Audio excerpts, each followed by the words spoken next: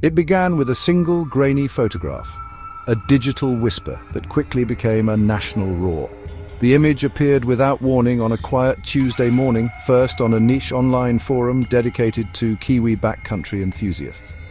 It showed something almost unbelievable, something that shouldn't exist in the modern world, a crude shelter, almost part of the forest itself, nestled in a part of New Zealand so remote it might as well have been another planet.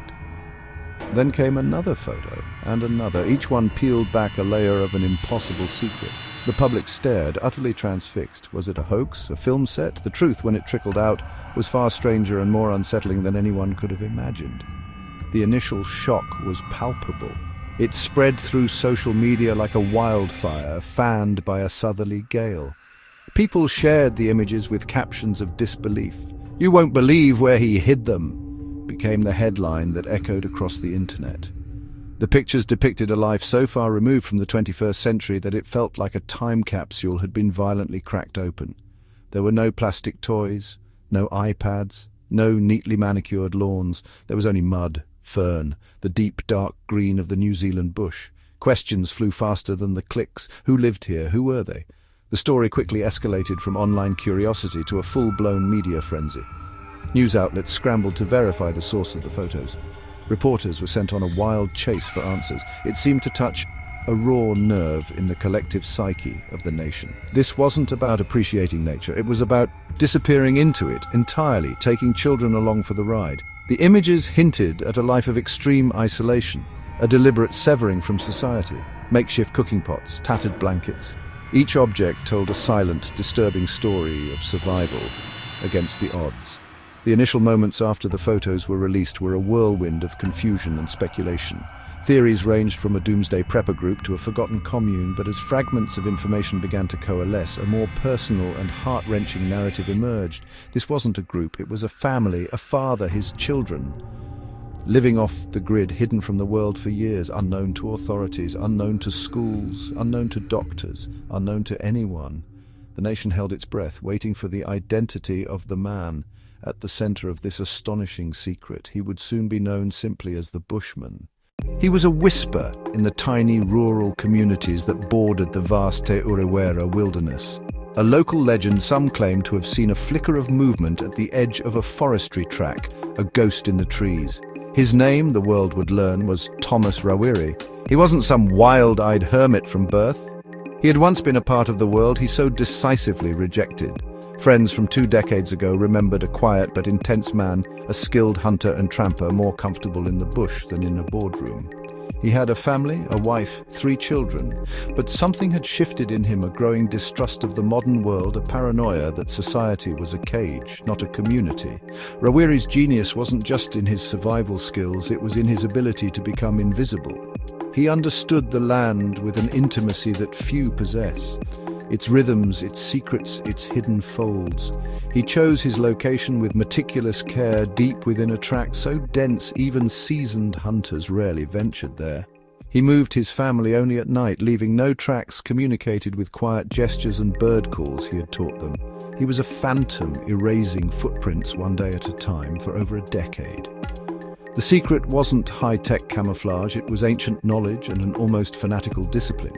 Rawiri taught his children to fear outsiders, to see any modern sign as a threat. A distant engine noise meant they had to freeze, then melt back into the undergrowth like the deer they hunted. He established a perimeter, miles wide, and patrolled it constantly for intrusion. For years, the family's existence was nothing more than a rumor, a tall tale told in the local pub, dismissed by most as folklore. He'd created a pocket of the world where time had stopped. How did he manage it for so long? The photographs revealed a campsite that was more like a human nest than a house. The main shelter was a masterclass in bush architecture, a low-slung A-frame structure built from fallen ponga logs and supplejack vines, lashed together with strips of flax. The roof was a thick thatch of overlapping fern fronds, layered so densely that it would have been waterproof and almost invisible from above. From a distance, it looked like just another moss-covered mound on the forest floor. It was a home designed not for comfort, but for concealment. There were no windows, only a low, dark opening covered by a piece of old tarpaulin.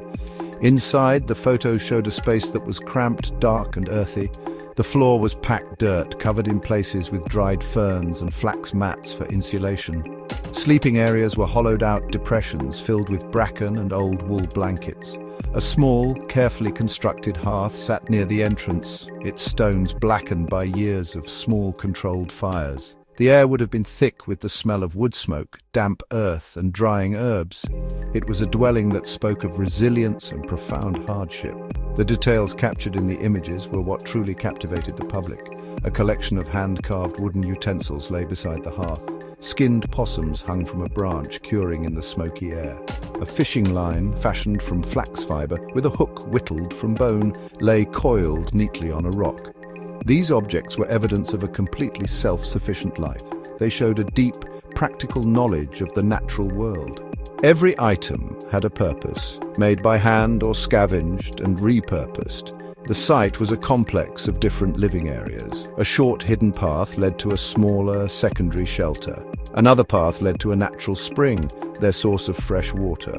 A clearing, barely larger than a car, was used as a rudimentary garden, where they grew potatoes and kumara. It was a self-contained universe, a tiny kingdom carved out of the wilderness. The photos revealed an entire ecosystem of survival managed and fiercely protected for more than a decade. The ingenuity was as breathtaking as the poverty it displayed. Thomas Rawiri's motivation, as pieced together from later reports and interviews with those who knew him, stemmed from a deep and escalating paranoia. He wasn't running from the law in the traditional sense. He was running from society itself. He harbored a profound distrust of the government, the education system, modern medicine. He saw the world as a corrupting influence, a place that would poison the minds and bodies of his children. In his mind, he wasn't hiding them. He was protecting them. He was offering them what he believed was a purer existence, free from the chemicals, consumerism, and moral decay he perceived in the world he left behind.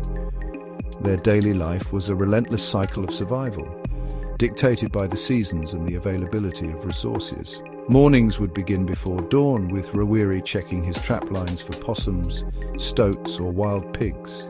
The children's education was the bush itself. They learned to identify edible plants, to track animals, to read the weather in the clouds and the wind. There were no books, no maths lessons in the conventional sense. Their arithmetic was counting snares and rationing food. Their biology was understanding the life cycle of the eel. Their art was carving wood and weaving flax. It was a life of constant work, where every member of the family, even the youngest, had a role to play in their collective survival. The existence was incredibly harsh. The photos hinted at it, but the reality would have been colder, hungrier, and more dangerous than any picture could convey. Winters in the Ureweras are brutal, with heavy rain, frost, and occasional snow. Illness and injury would have been a constant threat, treated with herbal remedies and a prayer. A simple infection, a broken bone, or a deep cut could have been a death sentence. The moment the story of Thomas Rawiri and his children broke, public reaction was a tidal wave of shock and anger. How could a father do that, people asked. Those poor kids, robbed of a childhood. Social services were condemned. Questions were asked about how a family could vanish from official records for so long. The children were immediately seen as victims, deprived of education, healthcare, and the simple joys of a normal life. The image of them living in a dark, dirt-floored shelter while other Kiwi kids played in sunny backyards created a powerful and disturbing contrast that fueled the public's fury.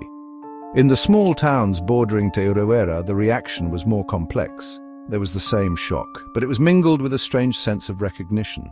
The local whispers about the man in the bush were suddenly shockingly real. Some residents expressed guilt, wondering if they should have taken the rumors more seriously.